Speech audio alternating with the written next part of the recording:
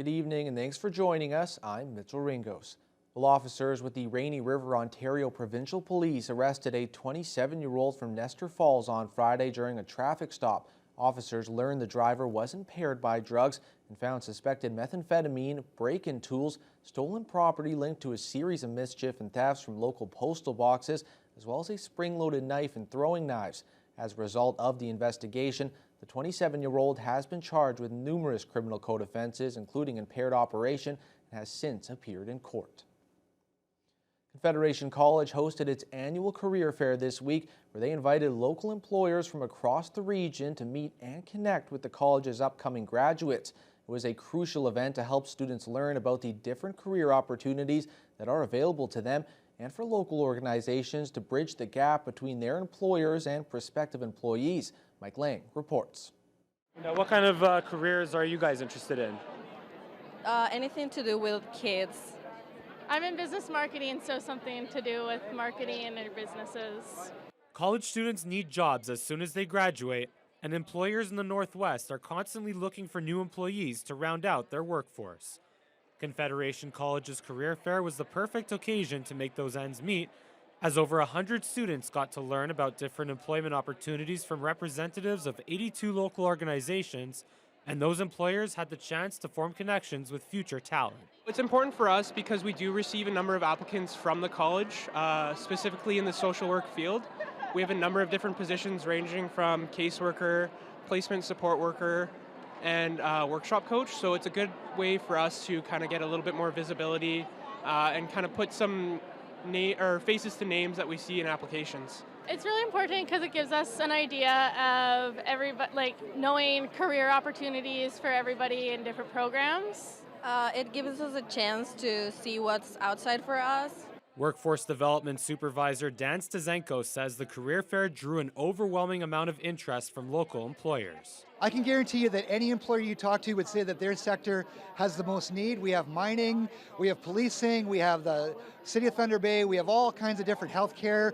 Every single sector is represented here, and they're all looking for people to join their workforce. Stazenko adds that the college also helps students connect with local employers through their partnership with Northwest Employment Works, where they can find resources to develop their resumes and cover letters and prepare to achieve their professional aspirations. Mike Lang, TBT News. The township of OConnor held a celebration today for its community skating rink to acknowledge the over $88,000 grant provided by the provincial government and the Ontario Trillium Foundation, which has been used to renovate the rink and rink shack.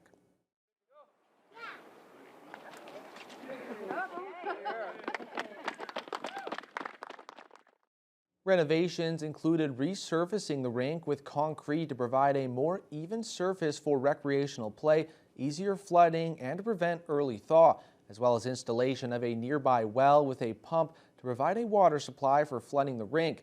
Additional upgrades include new heating, lighting, and a storage area in the rink shack. OConnor Mayor Jim Vesna says physical activity is important, and the new rink surface will give the community a level playing surface that they can enjoy all year round. I know that since we've had the concrete put down, we've had really good comments back on how nice the ice was compared to when it was asphalted before. So we do actually have quite a bit of use of the rink. I know the volunteer group behind it are extremely happy. Facilities like these for our smaller communities are vital. You know, the communities don't have the means and the resources available to them to do this on their own.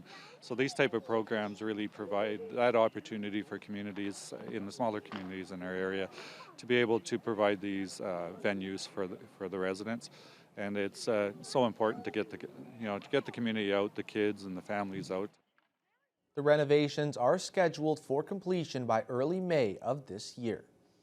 Donations have been pouring in to help repair the roof of the historic St. Patrick's Cathedral, but there's still a long ways to go.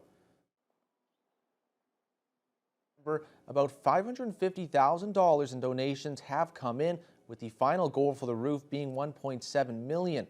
Weather and high winds have damaged the 60-year-old roof's membrane. The repairs are expected to extend its lifespan by another 5 decades. Church Director Monsignor Pat Stilla says the community support has been amazing so far, with donations coming from all over. We're very grateful to people not only in this parish who have been very generous, but there have been people all across the city who have donated to us as well over the last few months.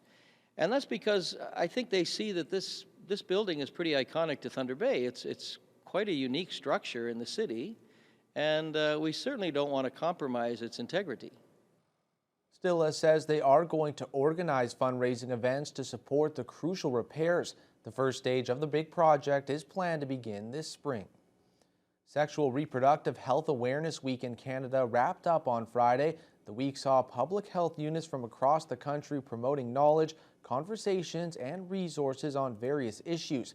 In the Algoma region near Sault Ste. Marie, the current concern is about sexually transmitted infections. More from CTV's Mike McDonald. Algoma Public Health says gonorrhea and syphilis cases have seen a steady rise in the region over the course of the pandemic. Particularly during the last 2 years, we've seen about a 5-fold increase in that, and that could be from a lack of access to care. Certainly the treatments have changed for gonorrhea, so second-line antibiotic treatments are recommended now. So disease has evolved a bit to be a bit more challenging in treatment.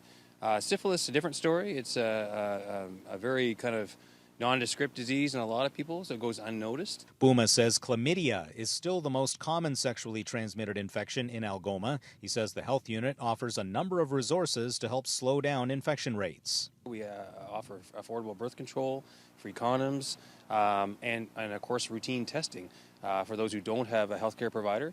We certainly ask those who do have a primary care physician or an NP, a nurse practitioner, to seek routine testing. And while it can sometimes be an awkward subject to discuss, Bouma says open dialogue is essential. We want to recognize this week as a talking point, too, for families to talk about sex with their children, to recognize this is a topic that, ignorance does not pay off, and talking about it openly helps. Health experts at APH say regular screening for sexually transmitted infections is extremely important, as many STIs have few to no symptoms, and as a result will often go unnoticed. Mike McDonald, CTV News, Sault Ste. Marie. The new Kenora Justice Center has revealed a bright woodland-style mural created by Anishinaabe artist Blake Anjkaneb. The new Kenora Justice Center is an Indigenous-led facility that aims to reduce the Indigenous population in local jails and offer a number of social services. Anjkaneb, an artist from Lac Seul First Nation, had the idea to create something bright and loud in an effort to uplift the community. All right, this piece is the 7 grandfather teachings. I wanted it to be a piece for the community because everyone coming in and out of here, they'll see it. And yeah, I just wanted to uplift the space with something nice that everyone can enjoy. Anjkaneb says it's refreshing to see efforts being made to improve the justice system. A number of residents went down to the marina this afternoon to take part in pre-snow day activities, which featured various lawn games with Youth Move and previewings of some spectacular snow designs for the snow sculpture competition taking place tomorrow. Jessica Clement has the details.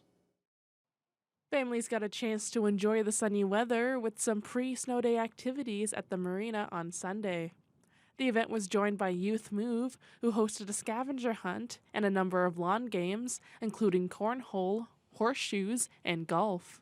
Program coordinator Morgan Connor says even though they're typically summer games, they wanted to adapt them for winter play. They're some of our favorites to do in the summer, and we've been missing being able to do those activities, so wanted to adapt them and bring them back in the wintertime.